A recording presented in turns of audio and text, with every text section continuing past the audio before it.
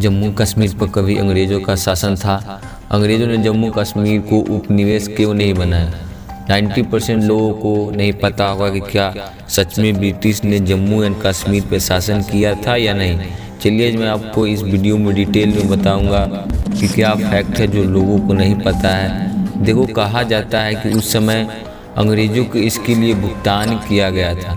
डोगरा साम्राज्य के संस्थापक गुलाब सिंह ने 1846 में एक संधि पर हस्ताक्षर किए जिसे अमृतसर की संधि के रूप में जाना जाता है, और संधि के अनुसार उन्होंने अंग्रेज़ों को जम्मू और कश्मीर से दूर रहने के लिए 75 लाख का भुगतान किया गया था।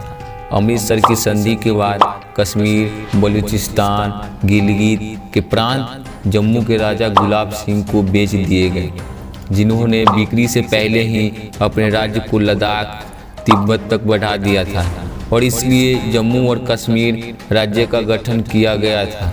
गुलाब सिंह को अंग्रेज़ों द्वारा उनके नाम के आगे महाराजा और एचएच की उपाधि दी गई। साथ ही अंग्रेज़ों ताज से संबंधित विभिन्न उपाधियां भी उन्हें दी गई।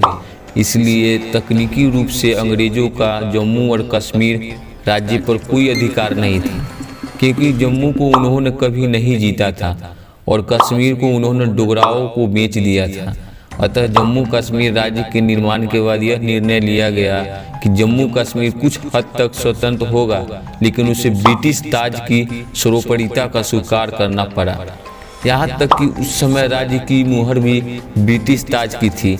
इसलिए ब्रिटिश राज्य पर सीधे शासन नहीं कर रहे थे, लेकिन राज्य के शासन पर उनका गहरा प्रभाव था, क्योंकि राज्य को टेलीफोन, टेलीग्राम जैसे विकास परिवर्तन करने के लिए कभी कभी अंग्रेजों द्वारा शोषित किया जाता था।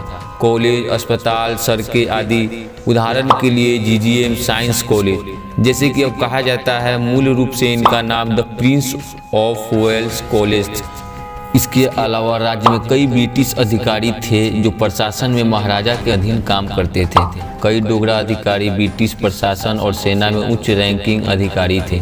महाराजाओं की उपाधियों में ब्रिटिश सेना के लेफ्टिनेंट जनरल, ब्रिगेडियर आदि रैंक भी शामिल थे। महामहिम महाराजा हरि सिंह की उपाधि में लेफ्टिनेंट जनरल शामिल थे, इसलिए वो ब्रिटिश भारतीय सेना में दूसरे सर्वोच्च रैंक के अधिकारी थे। डोगरा सेना ने भी विश्व युद्ध के दौरान ब्रिटिशों का समर्थन करने के लिए कई बटालियन भेजी थी, और डोगरा सैनिकों के प्रयासों की अंग्रेजों ने सराहना की थी। जम्मू और कश्मीर को भारत के 3 प्रथम श्रेणी के राज्य हैदराबाद, मैसूर, बड़ौदा, ग्वालियर और जूनागढ़ में से एक माना जाता था, और जब भी इसके प्रमुख अंग्रेजों द्वारा शासित किसी भी स्थान पर पहुंचते थे तो उन्हें कई तोपों की सलामी दी जाती थी। विश्व युद्ध के समय जम्मू कश्मीर के महाराजा ब्रिटिश युद्ध मंत्रिमंडल के सदस्य थे, और महाराजा ने लंदन में दोनों गोलमेज सम्मेलनों में भाग लिया था।